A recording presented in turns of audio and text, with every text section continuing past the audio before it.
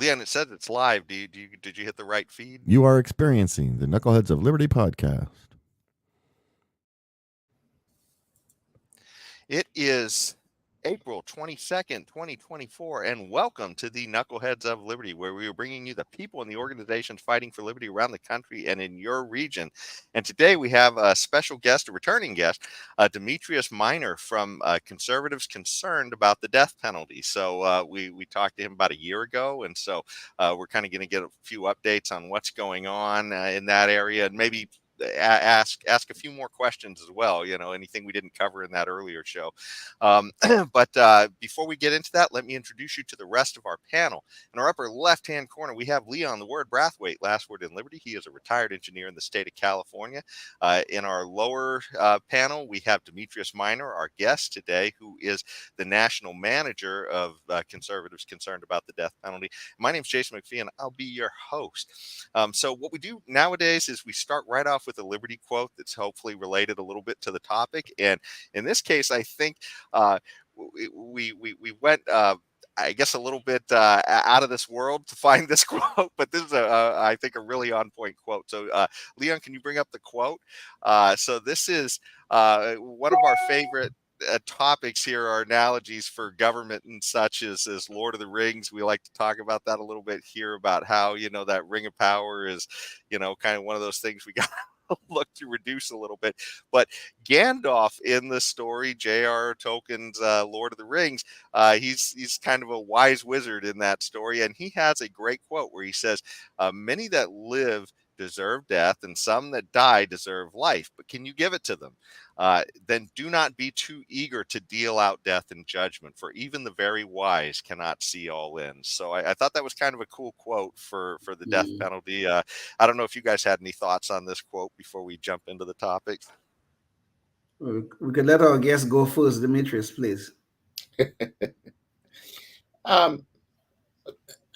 From a moral, spiritual sense, I would agree that, many of us deserve death, or at a minimum, we don't deserve the promises, the mercies, the grace that has been extended to us.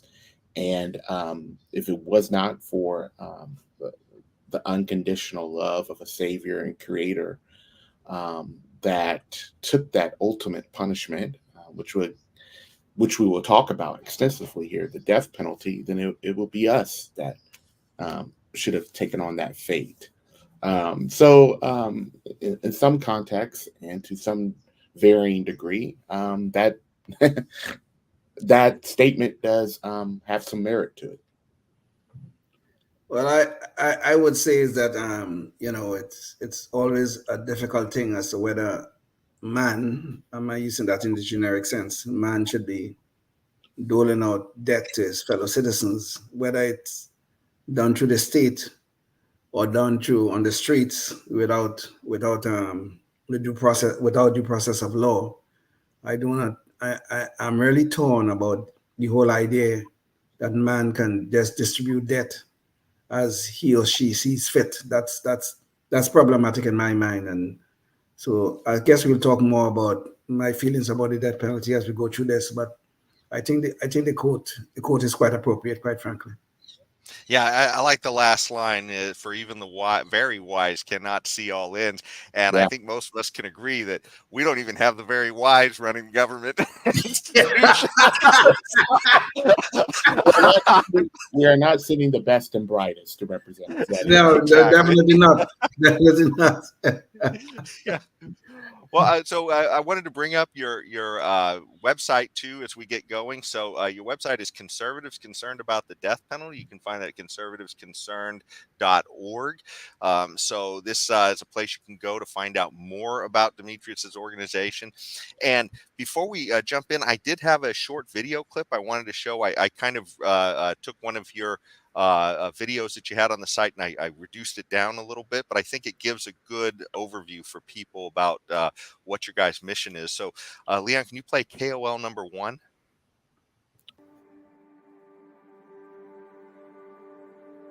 Hi, I'm Demetrius Minor. I'm the National Manager for Conservatives Concerned About the Death Penalty. We live in an age where many are afraid or unwilling to confront the harms of the past.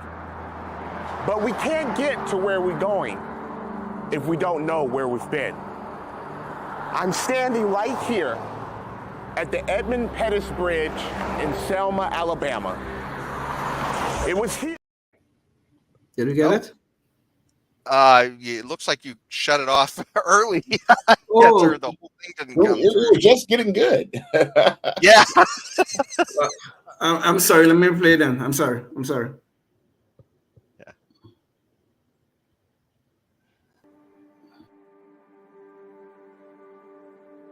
Hi, I'm Demetrius Minor. I'm the National Manager for Conservatives Concerned about the Death Penalty. We live in an age where many are afraid or unwilling to confront the harms of the past. But we can't get to where we're going if we don't know where we've been. I'm standing right here at the Edmund Pettus Bridge in Selma, Alabama. It was here 58 years ago that an event known as Bloody Sunday occurred. 58 individuals peacefully protesting for equality and justice were met with violence and brutality at the hands of 150 members of law enforcement. Now, 2 generations later, just like those who crossed this bridge, we still have so much to fight for to see liberty and justice for all.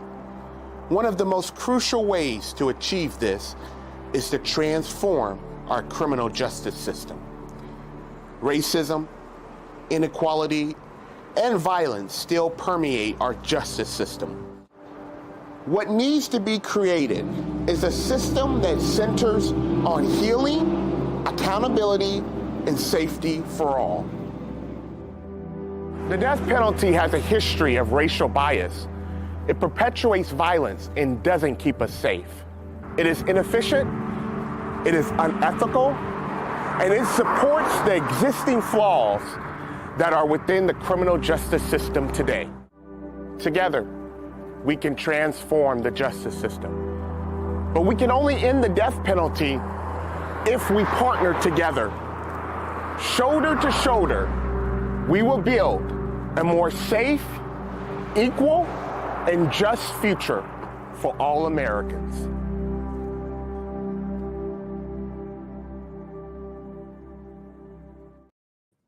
And that's a great video that you had. And I reduced it down just a little so we'd have more time on the show.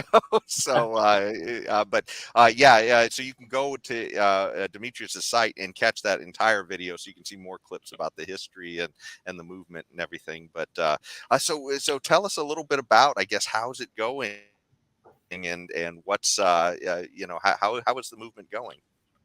The movement's going well. Thank you for asking. As a matter of fact, hopefully by the end of this summer, we will actually have a new website, a new logo. And so we're giving our branding a little bit of a facelift, if you would. But the work is going well. I'm glad that you played that particular video. That video was shot last year at the famous Edmund Pettus Bridge that's located in Selma, Alabama, which is a hallmark of the civil rights movement. And that video was shot in conjunction with the Juneteenth holiday. And the message that we conveyed was, just like Juneteenth, the individuals that found out in Galveston, Texas, they were free already, but they didn't find out until that particular time. And so if none of us are free, then if all of us aren't free, then none of us are truly free. And so it was to highlight in that particular instance the racial bias and disparities that have been exemplified and shown forth throughout the justice system, especially with the death penalty, and calling that to attention, to awareness, to educate conservatives and those on the right on one of the many reasons why we oppose capital punishment.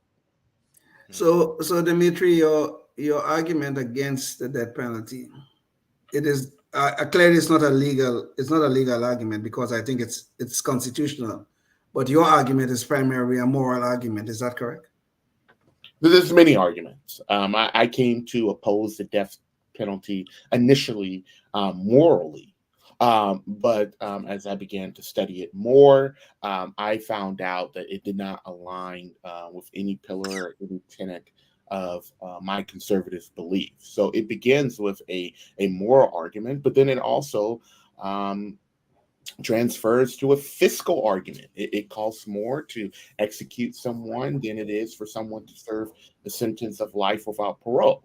Then there's the argument of just pure government ineptness, which we were talking about prior to the taping of the show. I don't trust the government to deliver my mail on time. I don't trust the government to give me accurate COVID numbers. I don't trust government officials to properly fulfill their role and duties. Why would I trust the government? And I say this absent of any hyperbole or exaggeration, but why would I trust the government with my life?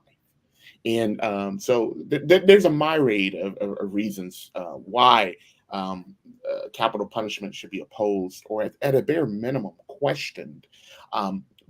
It begins morally, but again, it's other reasons as well. So even with the constitutional safeguards of due process, you still think there's a problem with the implementation of the death penalty? Well, absolutely. I mean, the fact that we have exonerees on death row, the over 200, which means that there's almost 200 times that we've gotten it wrong. There has been innocent people that have been put to death before. The way that I view it, one person put to death is just one too many. And it is, we're talking about, if I can refer real quickly back to that quote that we just talked about, about even essentially wise people get it wrong. And the death penalty is an arbitrary practice that allows it to be the only punishment that is irreversible. So if you get it wrong, you can't say, oops, I'm sorry, let me go rectify the problem. There's no going back. Well, and let me jump in. Leon, can you bring up the visual real quick? So here's a website called deathpenalty.info.org. And so this kind of, it really hits the nail on the head about what you're talking about the idea that, hey, look, we get it wrong a fair amount of the time. This is a map of death row exonerations, and you can see they've numbered by state all the different states where they've literally said, hey, this guy was on death row, but we made a mistake. So that's a serious issue. The idea that we know that many people it's happened to, and there's probably a bunch more. I mean, given the mistakes we know that government's prone to make. So, well, but this, I'm sorry, Dimitri. Go ahead. No, go ahead, sir. Okay, so this raises to me an interesting question about the use of the death penalty. I mean, you would agree that there are cases, I believe, where the police, law enforcement, must use deadly force on the streets in the performance of their duties. Now, this is really the state executing human beings, well, in our case, American citizens. So how do you deal with that issue when, in this case, it's even worse because it's one human being using his or her judgment to execute another? Now, you can argue that is in the performance of his or her duty, but the fact of the matter, an execution is occurring. How do you square that with your beliefs of being against the death penalty? Well, I believe that you can simultaneously oppose capital punishment and also bring awareness of misuse of police conduct and question the use of deadly force that's conducted by police, and corruption that's that can be evident within law enforcement. But I would not want to compare or confuse the two. The capital punishment is what some would think is the rendering of justice. But again, when you look at the practice of capital punishment, you look at the history of racial bias within its applications, you look at the innocence factor, you look at the fiscal component of the of capital punishment, and the money that's being allocated towards funding it, and how that can be reallocated towards things such as more services for victim family members, more services that goes towards maybe crime prevention, violence prevention in local communities and local governments. I mean, there's a litany of things that money could be better used for. But I don't want to confuse that with the conduct or misconduct of policemen, because even now, as that is occurring, there's things to counter that or to limit that, such as cameras that's put on their equipment, in calling that into accountability. So just because one thing has been done for centuries or decades or whatnot, doesn't mean that it's done in good practice.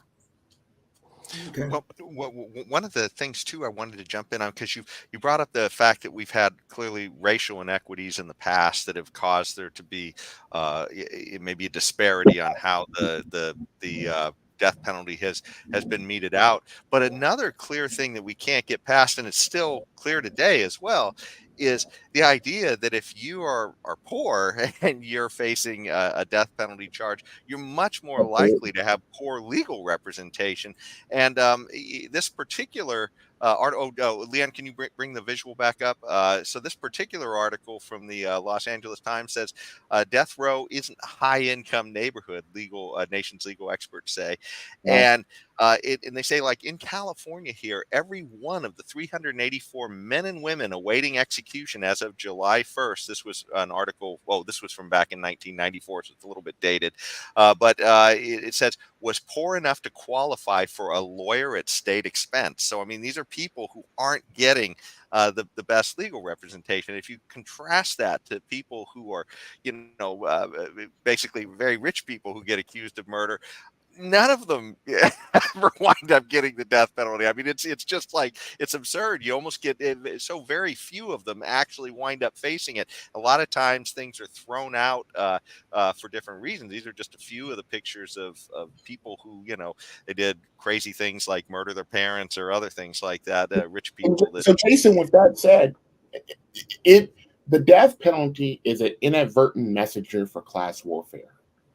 Because what you just so eloquently said, it highlights not just the disparities between black and white, but also between rich and poor, right? It's further exploiting that divide to where, like, if you have limited resources or no resources at all, then you're at the mercy of an inept justice system, as it is, that's supposed to be blind, but it's not. Contrast that to if you are wealthy and you have the means and the resources to make sure that you have adequate legal representation, then you're able to circumvent the process where that it will allow you to be on death row. And so we hear it from conservatives all the time, or many conservatives that say, hey, there's a two-tiered justice system here, right? The capital punishment is a perfect example that does exist. If you're poor and you're born in less favorable economic conditions or surroundings, then you're more likely to face a capital punishment sentence than someone who is not.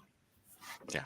Well, one of the most clear cases, and it just happened to come up right about this time, is the idea of the O.J. Simpson case, which is kind of a weird case I because literally he came to was my mind. somebody who was, well, yeah, he was charged with essentially, this is a particular article that brings up Double the homicide. whole Yeah. past, but here's a Gallup poll that talks about what the nation thought, and the majority of people clearly thought O.J. Simpson was guilty, according to a Yeah. Gallup poll that was Yeah. taken. But he had a team of 5 attorneys essentially who were looking out for him. And we had a clip, but I won't waste the time with that at the moment, just because I don't want to lose the time that you're on the show here. But he had a dream team of about 5 different big time names, attorneys who, people like Alan Dershowitz and other people, F. Lee Bailey, Johnny Cochran. So it really, yeah, and most of us don't get that. There's also another important component to that. You're absolutely right. He had he had the good defense that good money could buy, right? So OJ is definitely an anomaly. However, one of the jurors who was later interviewed much later after the trial said, "Hey, we knew OJ was guilty, but the reason why a non-guilty verdict was rendered was because we also have to look at the context at the time of that trial. It followed Rodney King. Racial tensions were heightened between Black communities and law enforcement. So a non-guilty verdict was rendered as vengeance or as retribution for the way that Rodney King was treated by LAPD. I'm not justifying that. But again, it shows a justice system. This is further evidence and proof of a justice system that has exemplified racial bias for many times, and communities, especially minority communities, have felt that for decades and decades. And that was highlighted and that was brought front and center during the O.J. Simpson case.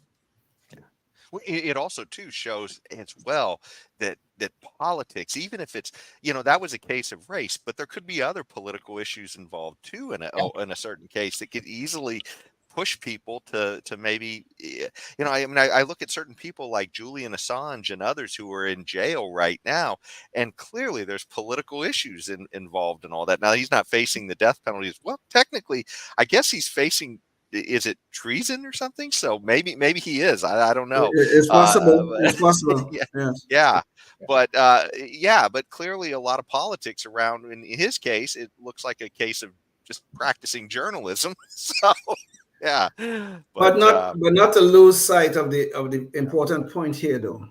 I mean, whenever racial politics is infecting the justice system, which is clearly what happened in the O.J. Simpson case, we are on a dangerous trend here that could lead us in very bad places. It really could, because we can't use the justice system. There's no way on God's green earth we could ever use the justice system as a form of reparation or a form of retribution. When we start doing that, we don't have justice anymore.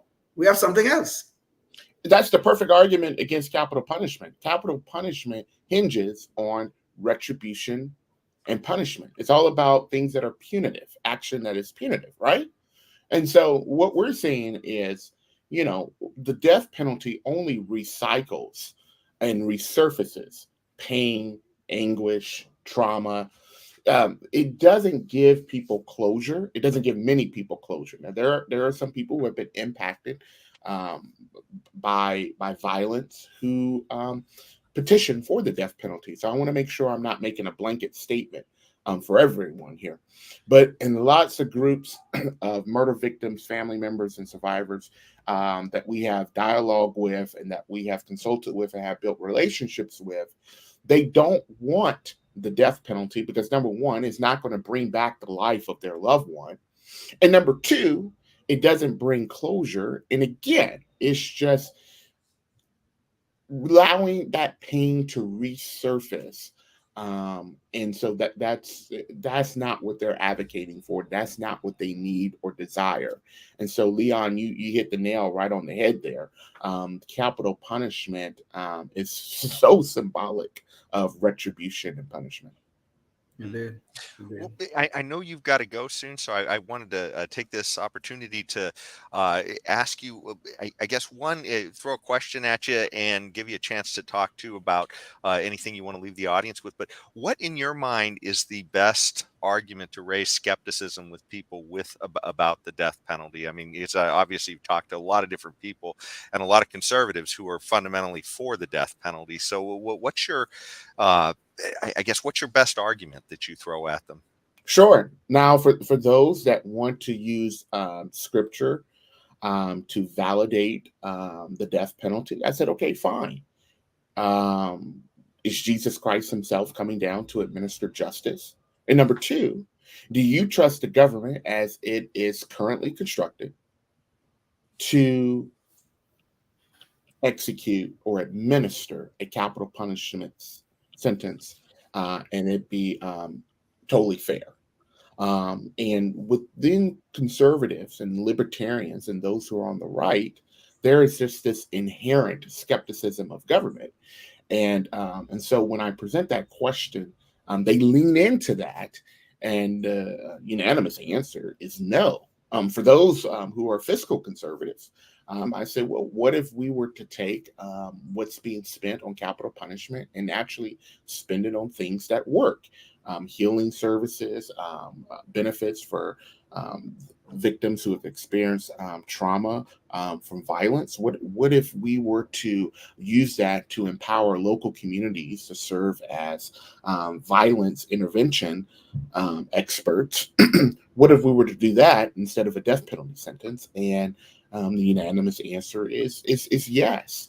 And it's all about meeting people where they're at. As someone who is staunchly pro-life, when talking with pro-life conservative, I said, being pro-life does not mean that you agree with how someone lives their life. It means that you actually agree they have the right to live it, and that we're being consistent with our values and our principles from natural birth to natural death.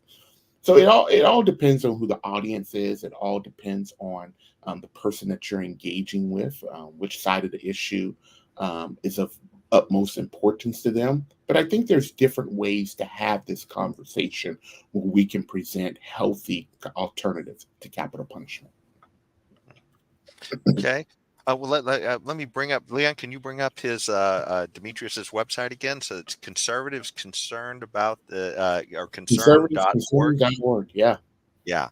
And so definitely you can go check out. I mean, and just, we didn't have enough time to talk about all of it, but I mean, they've been, oh shoot, it's not, the news isn't updated, but here, but they've been making progress too. They've apparently, you were in Oklahoma recently as well, and you've got them, I guess, considering some changes as well in their death penalty. We have a great campaign going on in Oklahoma right now where we're advocating for a moratorium to be put in use, and we're pretty hopeful and optimistic that can be achieved in the next legislative session. We also have a bill that's in Ohio right now that is being co-sponsored by Republicans in the House and Senate.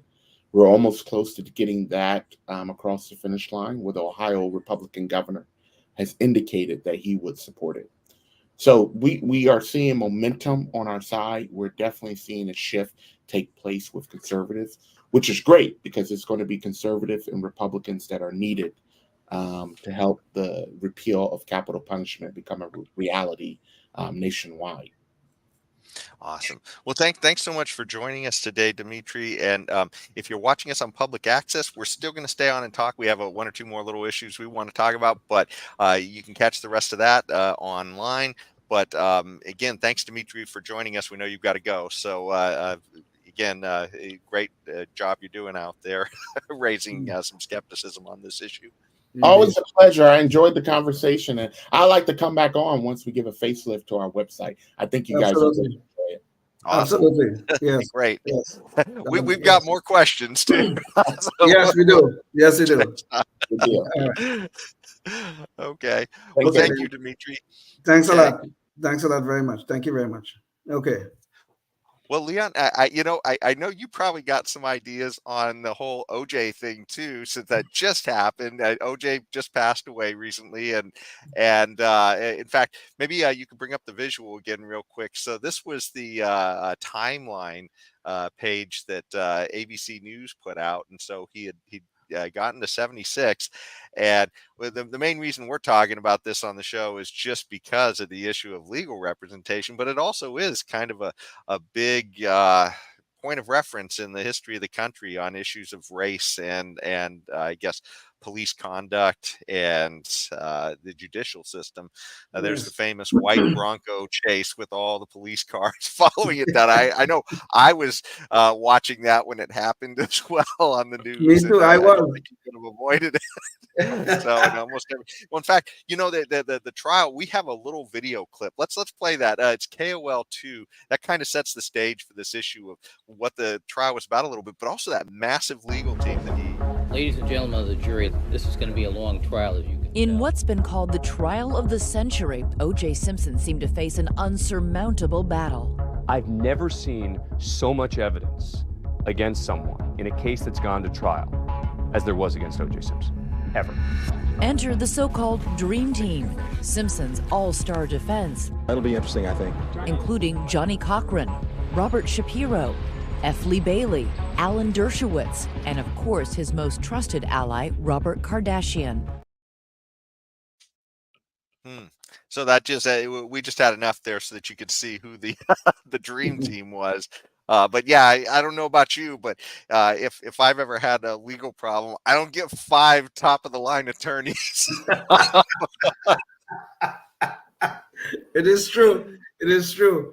We had raised this issue of racial politics a little while ago. This trial, this whole scenario with O.J. Simpson. I mean, it was so bad when you think about it, because O.J., a black man, was accused of killing 2 white people. Okay, Nicole Brown Simpson, who his ex-wife, and her friend Ron Goldman. I don't know if there was a relationship between those two, but he was accused of killing both of them, and the evidence was clearly overwhelming.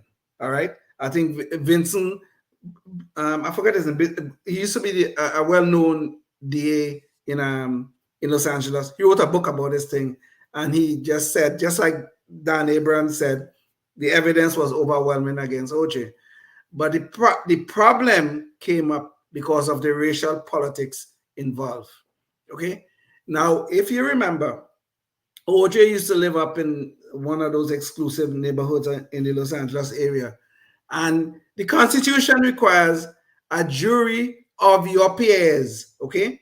That would be people living, I guess, in your general area, maybe in your county, all that kind of stuff, wherever. I don't know how wide that is defined. But they moved that case from where it should have been filed up around where OJ was living, and they moved it into the downtown Los Angeles, where there was the jury pool was more, they like to use the word more diverse, but we know it's mean more black. And as it turned out, he had an all-black jury, okay? And I think this was a clear case of whether you want to call it jury misconduct or whether you want to call jury nullification, whatever you want to call it, okay? Racial politics got so involved, so deep into that case, okay, that OJ became an innocent man, well, maybe not guilty man, solely because of his race, I think. Really and truly. I can't see how any objective jury could have sat down and looked at the evidence that was presented in that case and say this man was not guilty. I can't rationally find an explanation for that. I really can't. Well, I agree. He definitely appeared guilty, but one of the things too, I mean, when you talk about ineptness of government, we wound up having the situation where, you had the police investigation where it looked like there was some, it doesn't look like all the evidence was planted, but it looks like there might have been one or two pieces of evidence that might have been either tainted or planted by the cops that was revealed during the trial. And once the government shows that it's not playing a fair game, then I think all of the the trust in the system goes out the window too. So I would at least give the jury a little bit of I guess leeway in this, because even though he does appear that he was guilty, again, if the government is not playing a fair game, then yeah. So that's at least that's the way I was seeing it. Well, Jason, I will, I don't want us to sit here and relitigate that case. Okay, I mean, we could probably go on all day about this O.J. Simpson case, but at the point in time that evidence, quote unquote, was planted, the police, Mark Fuhrman in particular was the person who was accused of planting the evidence. The police had no idea where O.J. Simpson was. So how would they be so stupid to think, well, I'm going to frame this man, I'm going to plant evidence, and they have no clue where the man is? I mean, if they say, well, he was home, well, then they could have said, well, you could have sneak it in and drop it in. The man was in Chicago at the time, but the cops did not know this at the time, but he was in Chicago. And they would plant evidence and not know where he was. This would look so stupid. I mean, the cops may be racist, which was the reason why they would have planted the evidence, but they're not stupid. So go ahead. I'm sorry. And I'm not completely sure about the timetables with the glove and all that, but I do know that there was an issue with the lab where they claimed they did certain practices, and then they showed during the trial that they didn't actually do the things they claimed they did, as part of their standard operating procedures, which just, when you, I guess there's all kinds of times we've seen in just real life when you're working in an industry or whatever, when you have standard operating procedures, and it's possible that those things might get fudged a little bit because people think nobody's watching, and it's not necessarily that they're trying to rig the game. It's just simply that they're a lot of times the procedures might be so onerous that people just aren't able to follow them. I remember there was a case in Chicago where they had all these rape kits that they had gotten, and they wound up taking the rapes evidence of all of these women. I think it was over 500 women. This was like 20 years ago or so, probably close to the time frame of the O.J. Simpson trial, and they had about 500 rape kits full of evidence, and they never processed them. So all these people who literally thought that they were having the police look into the crime against them of rape, and the evidence just sat on shelves because nobody ever sent it to get processed. So, you're right. This lab work that issue was raised in the O.J. Simpson trial, this of sloppy lab work. I mean, there's a real famous case actually in Massachusetts, came out of Massachusetts, of a technician who, just literally just fudged the data, and a lot of people end up in prison because of it. Ironically, the woman involved in this is a Trinidad immigrant, like I am. Okay, but the sloppy lab work issue is really something that have to be paid attention to, and it was raised in the O.J. Simpson trial, but it wasn't enough to exonerate him. Honestly, Jason, it really was not. Seriously. Yeah. I think when you start to have all those little signs, though, and people are already on racial tensions, then it was pretty easy for them. And then to top it off, the ineptness of the prosecution, letting him try on that glove. That glove. I'm sure there must be an image here. Oh, there it is. Him trying on the leather glove, where they said. Yeah, and essentially Johnny Cochran brought on, well, if it doesn't fit, you must acquit. Well, exactly. He's trying on a leather glove over another glove. I think we all know you try putting on one glove over another. It's not going to go on very easily, but they were able to make a big show of it there during the trial. And so, it's... And what is worse about this thing, about that whole glove going on, putting on the glove thing, everybody know OJ is an actor. Okay, everybody knows that he acted in several movies prior to this trial.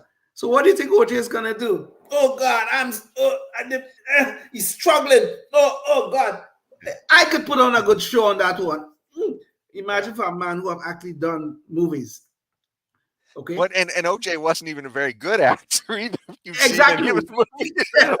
Exactly. But just struggling to put a glove on doesn't really take a lot. Yeah, exactly. But it is funny though, because when we talk about the act, and afterwards he was arrested later on for an armed assault in Vegas, where he broke in, trying to get to some people's hotel room, trying to steal a memorabilia that he claimed was his from these collectors or something, and of course he always claimed he was on the search for the real killer. on every golf course in Florida. Yes, we know. Yeah. So yeah, it's certainly a point of reference for the nation. But yeah, anyways, as far as the issue though of the death penalty, I don't know that he would have ever faced the death penalty, but just the idea that here's a case of somebody who almost everybody would have I guess a lot of people felt that he was very guilty going into that. And again, having a dream team of 5 lawyers, it's clearly justice is meted out a little bit differently based upon what kind of representation you have in the system. But man, when the state's going to put you to death, that seems to be the one area where we would hope that that's not going to play a role in. It's true. That's a good point. I mean, it is. I mean, I think the point is valid. About Dimitri kind of made this point in halfway joking way, I guess, and stuff like that. You don't trust the government to deliver his mail. You don't trust the government to do X. You don't trust the government to do Y. All these things that he laid out, which is true. Why would you trust the government with life? Okay, that to me is an important point. And I mean, we know the government involvement in almost anything it usually ends in misery. It always does. Why would you think that the administration of the death penalty would be any different? But as I told you, this is one area of my beliefs that I really struggle with. I truly struggle with this. Because I really do believe there are some people who deserve the death penalty, and I think OJ was one of them, quite frankly, if you want the truth. But why should they allow the government to execute citizens? That is a tough call, boy. That really is a tough call. So. There was a couple of philosophical questions I wanted to raise with Dimitri, and maybe we'll get him on that on the next time we have him on. But hey, let's kick those around right now, me and you, because you were just saying that, hey, there's some people that definitely deserve it, and that's one of the questions I wanted to ask him as well. I mean, suppose you had, say a Saddam Hussein or an Adolf Hitler. Right. I mean, we kind of know those people are terrible, but in the end, does the same logic apply as well? I mean, if you're saying, well, who told me about all their crimes? Well, it was our government. In fact, you might even say with somebody like Saddam Hussein that the government even aided him in his crime. I don't know, but what do you think? I mean, is there anybody that I guess we should say, hey, even though we know they deserved it, if we had perfect knowledge and a perfect system, both me and you, I'm assuming, would be on the same page and say, yeah, this person deserves the death penalty. But I mean, even in those cases, do we ever think we have enough knowledge to say yes? Because we don't have perfect knowledge, and it's somebody like a Joe Biden justice system that's going to be looking into that, right? Well, even that is a really difficult question for me, Jason. Honestly, I have to admit that, because take what if we had Adolf Hitler, say, supposing this was what we had today in front of us, and the evidence of Hitler's brutality to me is overwhelming. Okay, That is overwhelming. Now the question is, do principle apply in the terms of the state executing people? Should that apply here? Or should we say the evidence is so overwhelming, this is a case where the death penalty is richly deserved? I would lean, as I stand right now, I would lean on the richly deserved side of that, because the evidence here is overwhelming. We have dead bodies all over the place that we can point to. Now, if you start that slippery slope though, where does it end? Okay, where does it end? Because I use the expression evidence is overwhelming. And that expression was used in the O.J. Simpson trial, right? Yeah. I mean, we just saw the clip of Dan Abrams saying that the evidence is overwhelming. That attorney whose name that district attorney whose name I cannot recall right now, he wrote a book that I totally 100% agree with. The evidence is overwhelming. So yeah. Does my principle apply in that case? You see, I guess that's the problem, right? I mean, it's like we say the evidence is overwhelming. It's like, who gave you the evidence? It's the government. Exactly. Right. Exactly. And I mean, you think about it. I mean, even a politician like a Joe Biden, we go back like 20 years, and here's a guy who literally said that he didn't want busing that would integrate schools because he said it would lead to a racial jungle is what he said, which is horrifyingly racist, but that's who Joe Biden was 20 or 30 years ago. Remember, he was the guy who said of Obama, when Obama was a senator and seeking the candidacy, he said here, like Obama is a miracle, I think he called it. He's the first black politician is what he said that was he's clean and articulate. He's clean and articulate. and he said it's a storybook, man. A black swan, yes.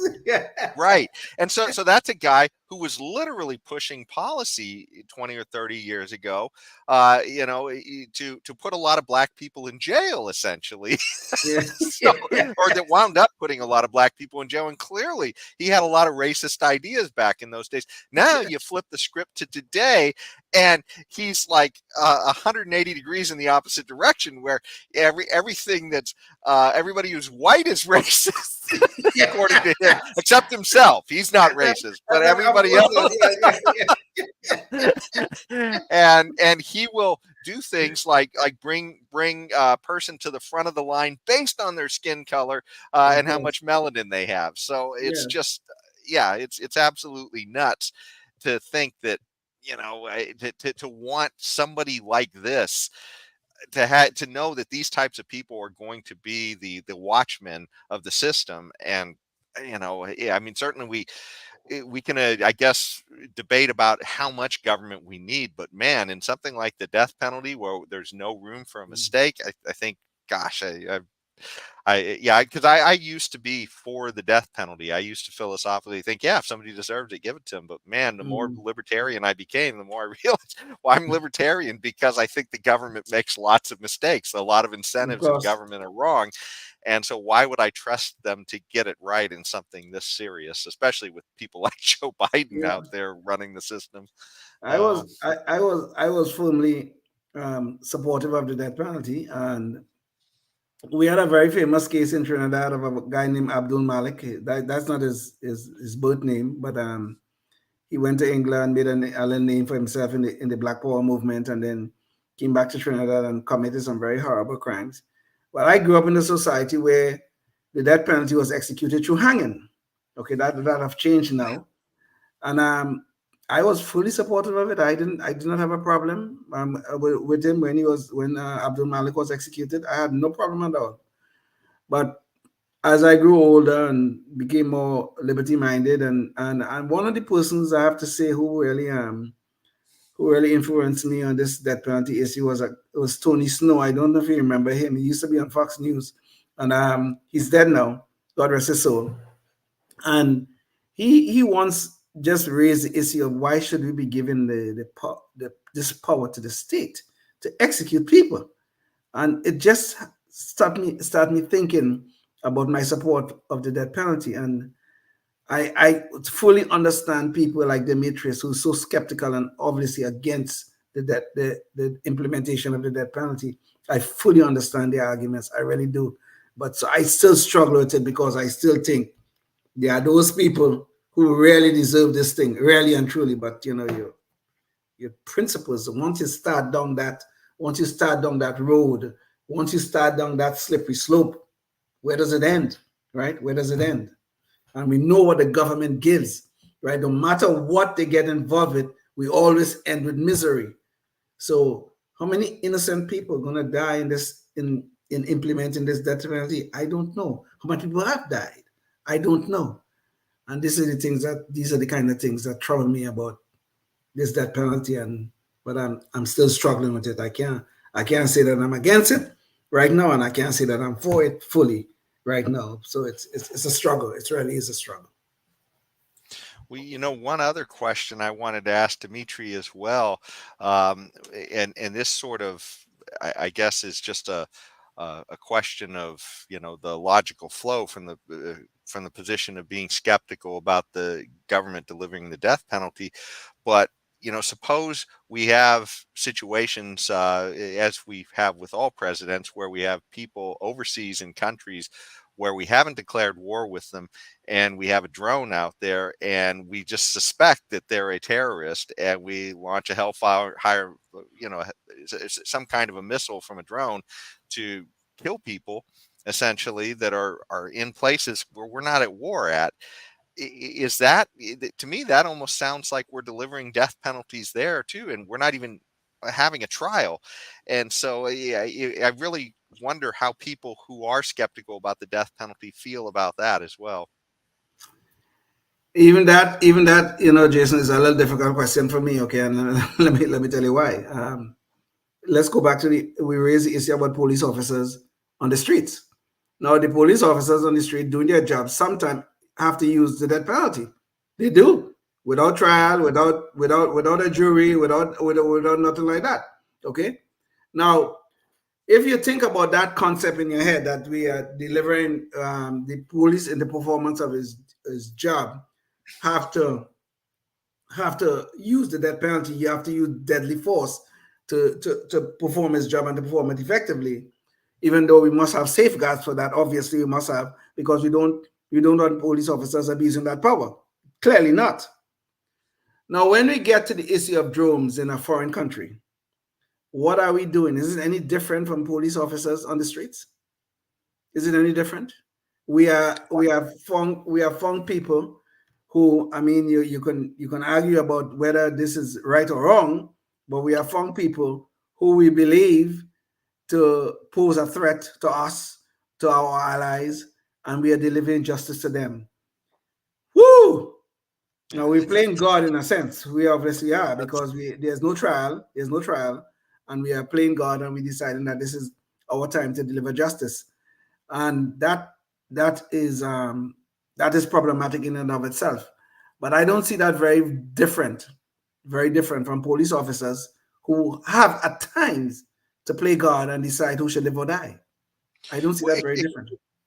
Except I think there is one big difference, and it's the idea that we are all living under the same jurisdiction with respect to a police officer, and so that person has essentially, I hate to use the word social contract, but I know how much Democrats love that word. But I think essentially that's a left wing thing, okay, Jason. So keep going. but I think if there ever was a moment to use the term social contract, it's the idea that we literally are living under a bunch of we're not even talking about abstract laws like, somebody says you can't drink raw milk or something else and they pull a gun on you, which we've seen the police do.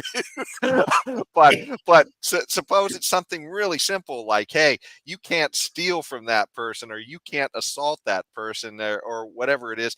And so the police then respond to that, this set of laws that we all kind of acknowledge probably have a good reason for and we're living under, and the policeman pulls his gun and points it at somebody, and we all have a way to have checks and balances on that system too, because we can talk to our legislature, we can talk to our city council about the way the police behave. But now, if you're somebody in another country, you don't have any of those rights with respect to, if Uncle Sam has his eye on you, you're in another country, and we hear about mistakes happening I remember there were some cases in, I think it was in Afghanistan, where occasionally they hit a wedding party or something else. And that happened twice to my knowledge in Iraq, actually. I don't remember Afghanistan. Okay, Iraq. Maybe it was Iraq then. Yeah. But the idea that, here, you talk about sort of playing God. I mean, imagine if you're somebody who's a neighbor or something standing by and you just see this flash from the sky and all your neighbors disappear. Yeah. I mean, and there wasn't really any due process or anything. Just trust us. We're the United States government. We know who the bad guys are. Well, the only safeguard against this sort of action occurs really on our side, in the sense is the president who order these sort of things, and technically we still have the ability to remove him through impeachment or through elections. So that's the only real safeguard we have where that is concerned. But you're right. In another country, I mean, the person who is targeted, or their family members who may have survived an attack, they have no recourse if the drone attack was a mistake, or if killed had collateral damage that involved the life of people who had nothing to do with the terrorist act that we are trying to prevent, or we are trying to punish this person for, whatever. So they have no recourse. So this is seriously problematic, and I can see why it's philosophically problematic, because the Constitution applies here in the United States, and it doesn't work perfectly, obviously, but it works for the most part. But in a foreign country, it's a different game. I mean, there was even cases you talk about in a foreign country. There are cases in during the Obama administration where I think 3 American citizens were killed ordered by Obama, but it was on foreign soil. One of the American citizens was killed through collateral damage. I think it went after the drone attack was against the person's father, and the son died in the attack. As far as I know, he had nothing to do with any terrorist act, but the father did, as far as I know. But these are American citizens, okay? Even though they're on foreign soil, they're American citizens, and Obama ordered attacks on them. That's problematic, seriously problematic. So. And I'm not completely sure, but I think it was during the Obama administration that those Reuters journalists were killed as well. That Julian Assange had shown that video through WikiLeaks of those guys being essentially targeted by a drone, I guess. And I believe it was. I believe it was. Yes. Yeah. I believe it was. Yes. Yeah. Now it was a mistake. They weren't purposely targeting Reuters journalists. No, I don't think they wrote a bad story about Obama or something that caused them to want to do that. But the point is, they mistook them for terrorists, or they were engaging. Those reporters were engaging with maybe people who might have been terrorists, and they wound up killing them. Yeah, it's I don't think if I were somebody who was a bystander down there in Iraq or some or similar place, Afghanistan, and I happened to see those guys get vaporized immediately, that I would have thought, well, it's okay, because a Nobel Peace Prize winner in America has his hand on the button.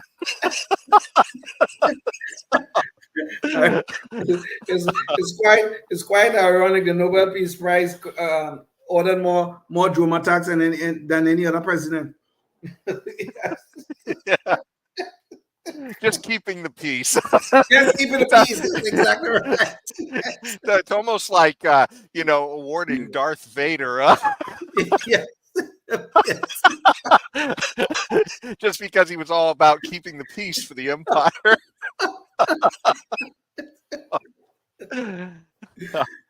But yeah, well, we were going to talk about the Governor Ron DeSantis' faith and community initiative, rather, just because Demetrius has a little bit of a hand in that. But I think we'll let that topic go this week because since Demetrius isn't here. We'll wait till the next time we get him on the show to talk about that a little bit. But it does bring us up when we talk about our inept, incompetent leaders. That brings us up to our Knucklehead Noise Patrol for the week. And apparently, Joe Biden was, Leon, maybe you could bring up the visual here. Let's see. So this is a CNN report, and it talks about how Joe Biden, this was around April 19th. So I guess it would probably on April 18th. Joe Biden was out in Pennsylvania, and he was just saying several things that I guess led CNN to say, hey, he's making misleading claims on the campaign trail, which is a minor miracle in itself that CNN is reporting on Joe Biden saying. But this was such a whopper or such a bizarre thing that they couldn't really cover for him in this case.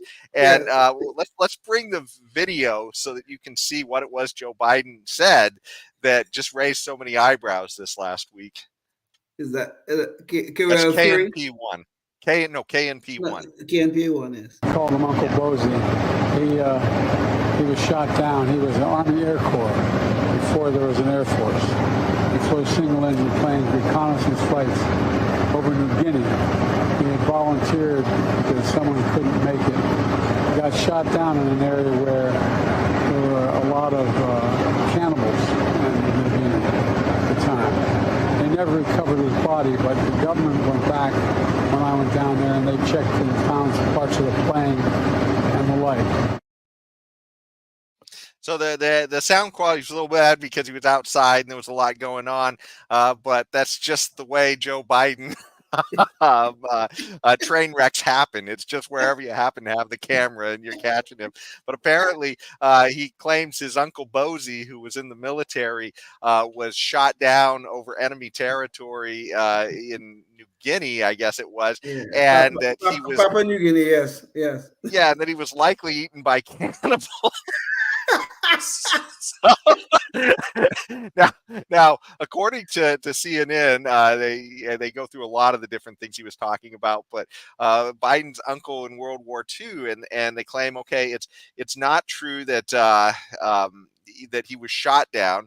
They said, according to the Pentagon report, it was both engines failed in low altitude, and then apparently it ditched in the water. So it didn't land on the island where supposedly he would have been eaten. So unless he was fished out of the ocean, and then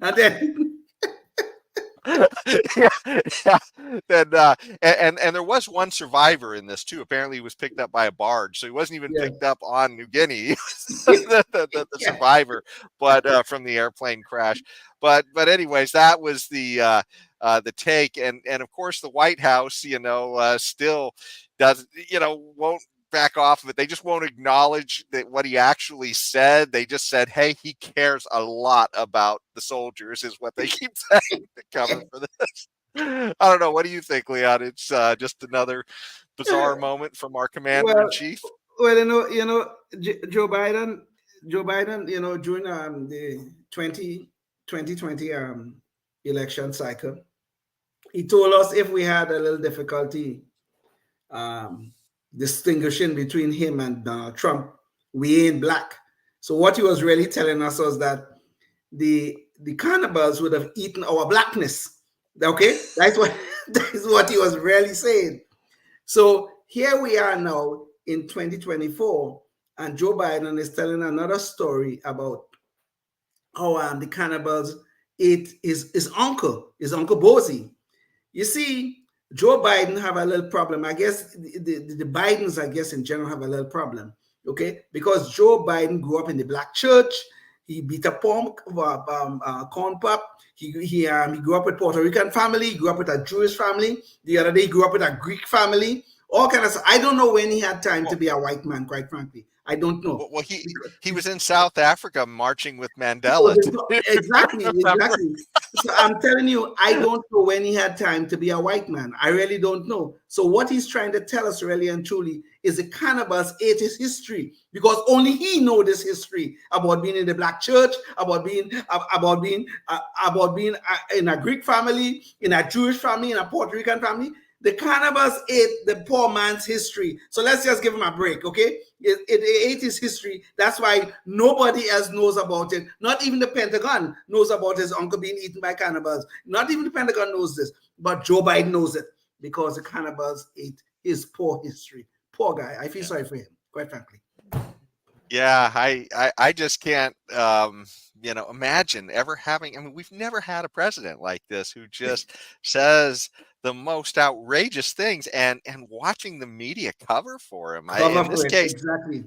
Yeah, and in this case, the media isn't really isn't completely covering, because you see CNN is fact checking him on this, but they're not lighting it up either. I mean, if this was anybody else in the past, it would have been. The media even did a expose on Joe Biden about 30 years ago on all the lies he was telling back when he was running for president himself. I think it was around 1980 or something.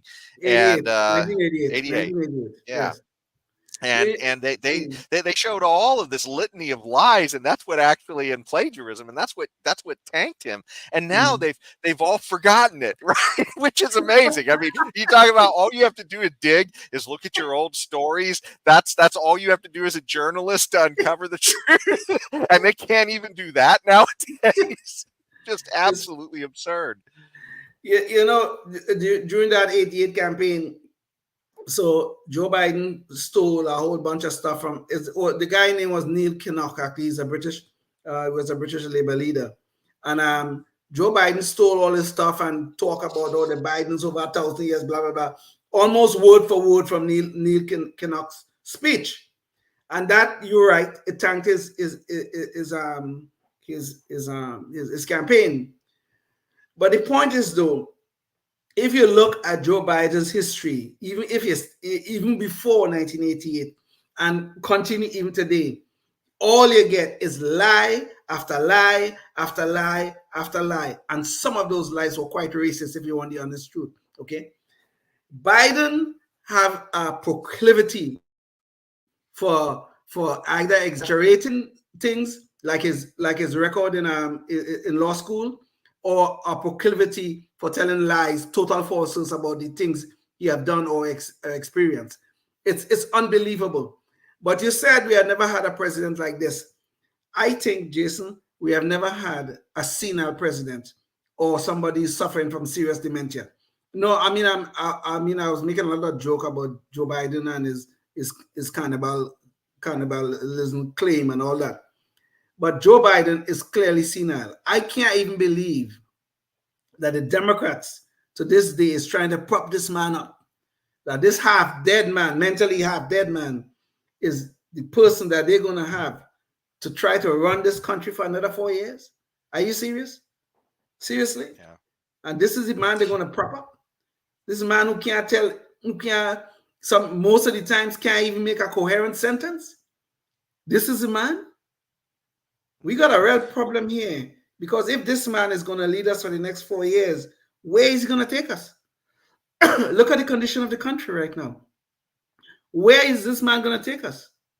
And if he is not doing it, then who is running the country?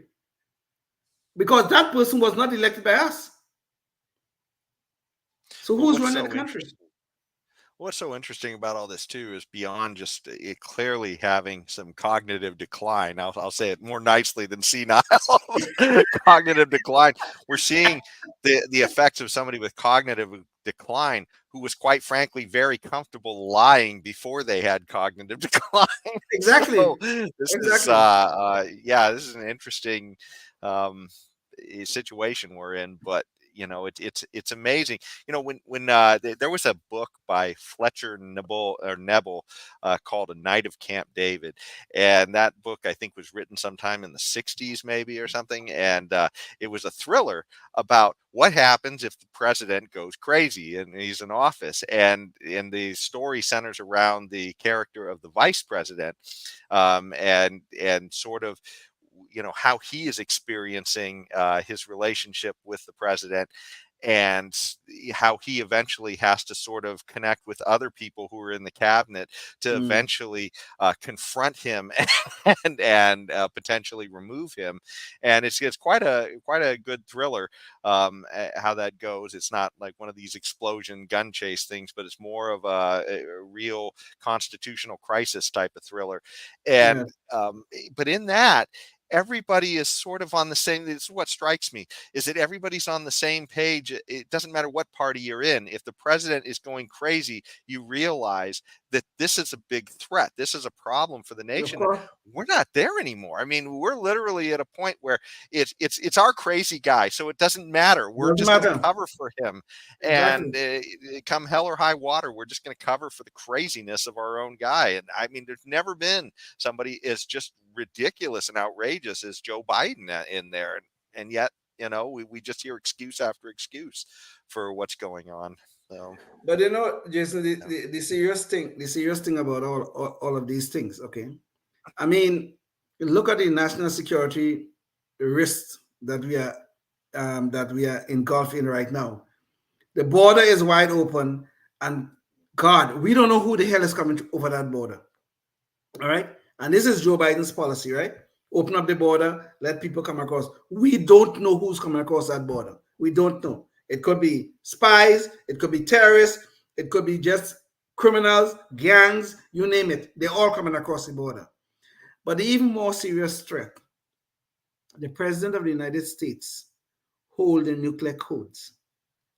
Do you really believe Joe Biden is in any mental shape or has a mental capacity to be making decisions about the nuclear codes of this great land of ours?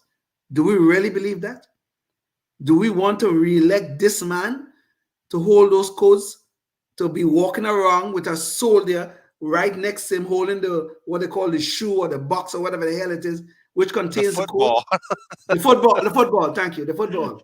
And we're off season right now, so we don't we're off season for football season. Yes, we hope we'll stay off season while this man is in the presidency. Holding this man control those codes. Are we serious? Are we serious that we want this man to be controlling the codes?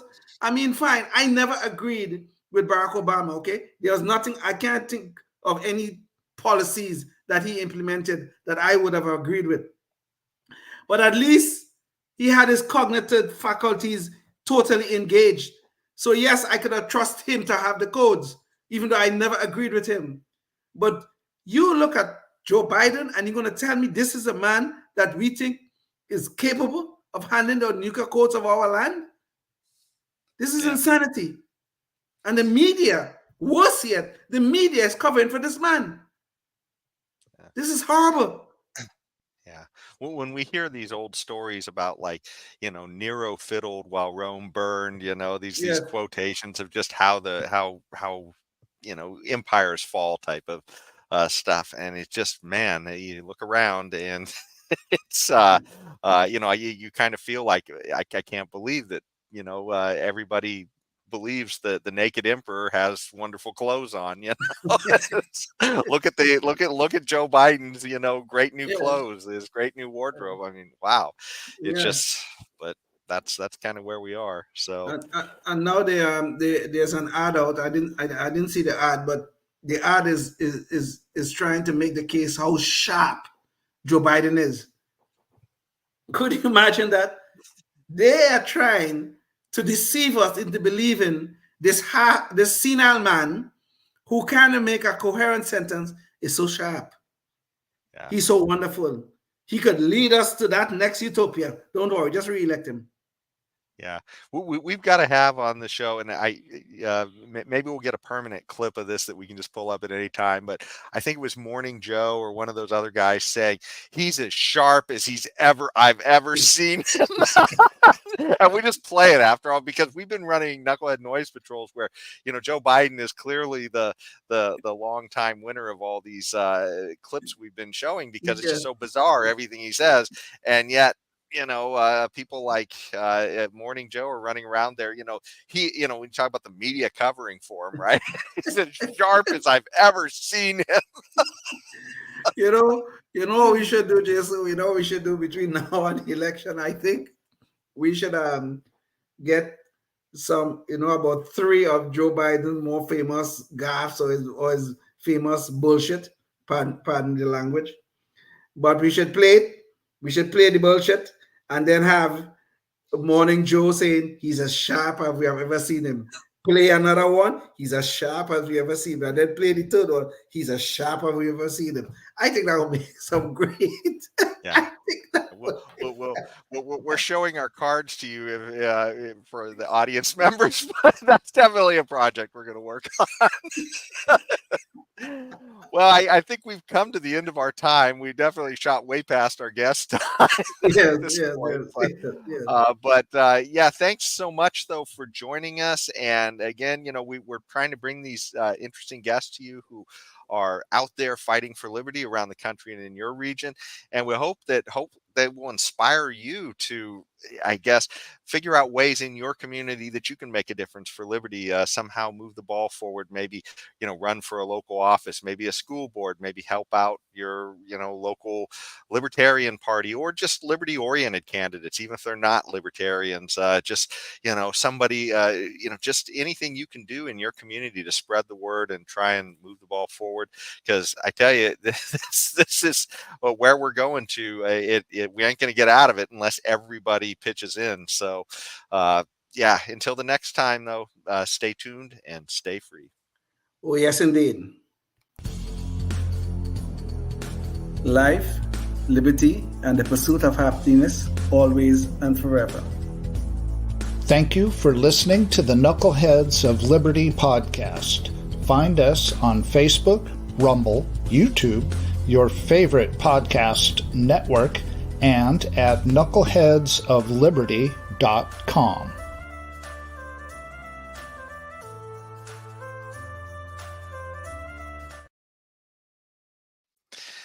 Yeah, boy, I tell you, we got to get this calendar system